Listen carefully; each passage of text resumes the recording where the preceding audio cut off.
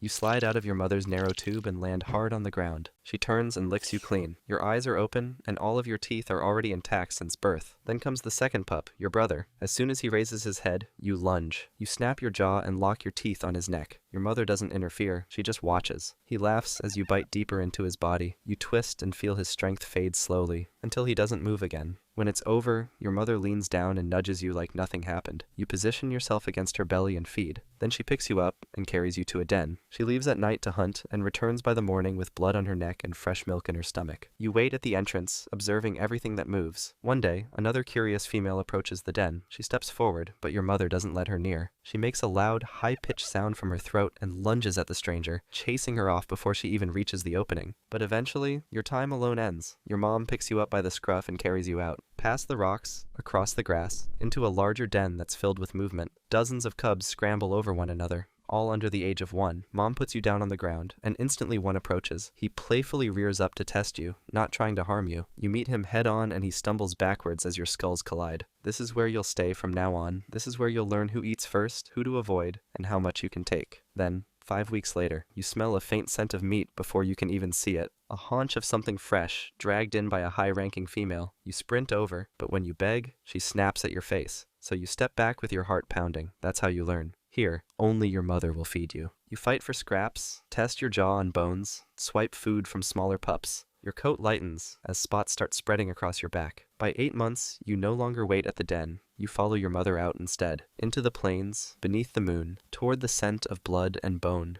Skip forward a bit, and you're 9 months old when your mother stops hunting alone. She stands in front of you, just waiting. So you follow her without thinking. You walk for hours under the sun, past dry thorn trees and cracked riverbeds. Then, she suddenly stops and lowers her body. You drop beside her and do the same. She waits, and so do you. You spot a motion. Something small darts ahead. It's a young reedbuck. She takes off and you follow, but it's too fast. You can't catch it. You're not even close. You flank left, stumbling through the grass. The buck turns to avoid you and slips. That's all it takes. The older females close in. One bites the leg while the other takes the throat, and it dies in seconds. You stay back because your mother eats first, then the others. And when they're done, you get what's left. A chunk of spine, some gristle, and a strip of skin with hair still on it. You don't complain, you eat it all. Then, a week later, she takes you out to hunt again. Just the two of you. You stay low behind her as she moves through the grass. Up ahead, a small warthog grazes alone. It doesn't see her. She crouches, then breaks into a run. You chase after her with your legs struggling to keep up. The warthog hears too late. It bolts and zigzags, but your mother cuts it off. She lunges and clamps down behind its shoulder. It squeals and kicks, but she doesn't let go. You reach them just as the warthog goes still. She steps aside and you move in and tear at the soft belly, biting through skin for the first time. It's warm and heavy, nothing like milk. This was actually the peak of your life. From now on, it's going to get much worse. You're 2 years old when everything changes. Your mother stops waiting for you. She doesn't call. She doesn't look back. One morning, she walks off and doesn't return. So you leave too. You don't have a plan. You just walk. Past the old den, through dry brush, away from every scent that meant safety. By nightfall, you've crossed into another clan's land. They see you right away, but no one attacks. Not yet. You keep your head low and your ears tucked. You show your belly to cubs half your size. Because it doesn't matter who you were before. Here, you're nothing.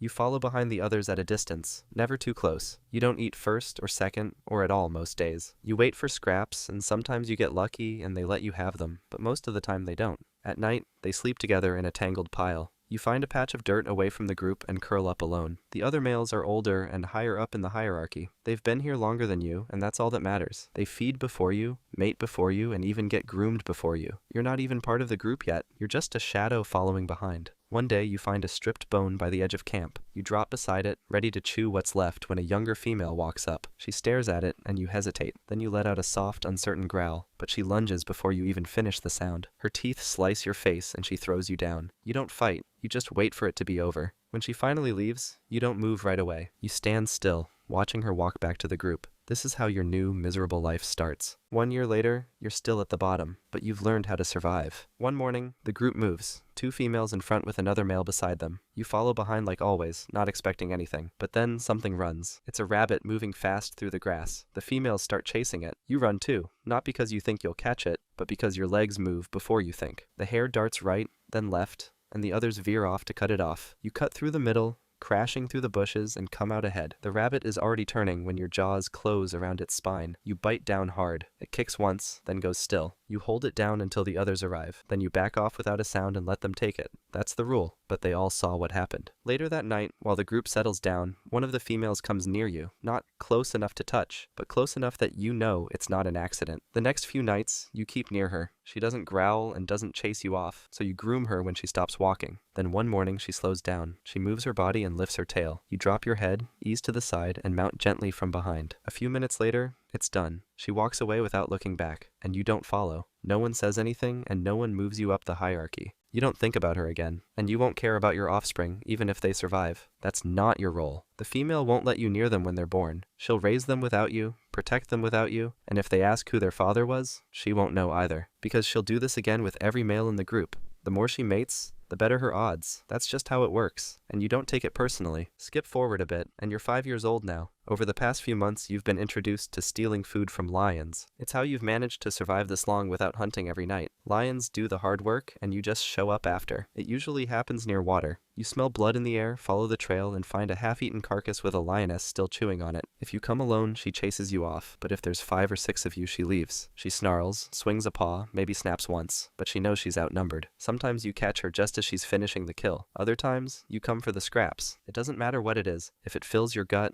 it's worth it. But today, you get overconfident. You smell the kill before you see it. It's fresh. The air is thick with the scent. You're with 4 others, not many but enough to cause some trouble. You move in together slowly like you always do. You expect another lioness, maybe a few cubs nearby. But you're wrong. This time it's a full-grown male. Old and big with his mane soaked in blood. He's crouched beside the kill, a wildebeest torn open at the gut. One of your group gives a whoop sound. That's the signal. You spread out, one flanks right, another moves to the rear. The lion still doesn't move. You think he's tired or maybe injured. Then one of the younger males lunges in, and the lion explodes. One paw swings wide and hits the hyena straight across the skull. You hear the crunch from where you're standing. The body drops and doesn't move again. You don't wait.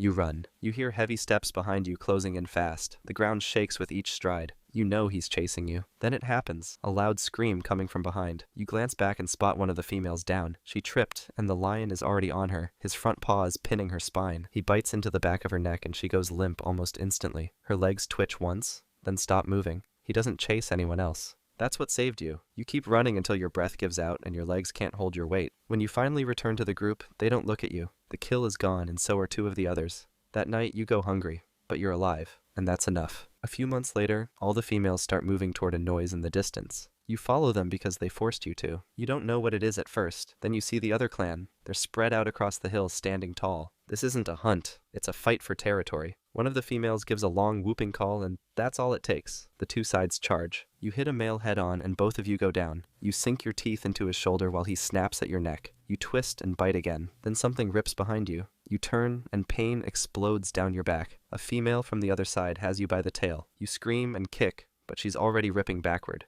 One sharp tug and half your tail tears off. You spin to attack, but she's already gone. You stumble away, bleeding and half blind when another hyena charges at you. This one's young. You bluff a snap and he backs off. You don't chase it because you're not here to win. You're here to survive. All around you, the ground is chaos. Dust, claws, blood. Your ears ring. Then a body slams into your side and you hit the dirt again. This time it's one of yours. She limps off, trailing blood from her thigh. Everyone is covered in wounds. That's when you see her, your leader. She's pushing through the fighting, eyes locked on one target, the rival leader. They circle each other in silence and clash shortly after. Both bite and miss. Then your leader ducks low, feints left, and rams her shoulder under the rival's chest. The other stumbles. That's all she needs. She lunges and clamps down hard on the neck. You hear the crunch. The rival matriarch's legs kick once, then stop moving. The males on their side run first. You see them peel off in every direction. The others follow. Even the females that are still standing make a run for it. You don't chase anyone though. You just breathe.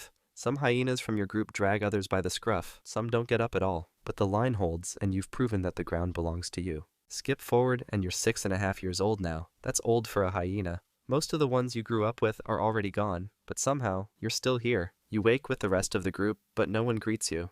They walk past like you're not there, so you leave early. You walk to the waterhole alone. The heat rises off the ground. Your joints ache more than they used to, but the path is familiar. There's no rival scent nearby, so you lower your head and drink. The water is still and cold. It's tasted the same your entire life, but then, something moves. A wall of muscle explodes from beneath. Jaws clamp your chest and pull you under before you can even gasp. You don't scream. You just disappear into the mud. The The ripples fade, the blood spreads, and the others drink beside it like nothing happened. Life as a hyena might be rough, but there's another animal out there that has it way worse. Trust me, it's wild. Check out the video and see for yourself.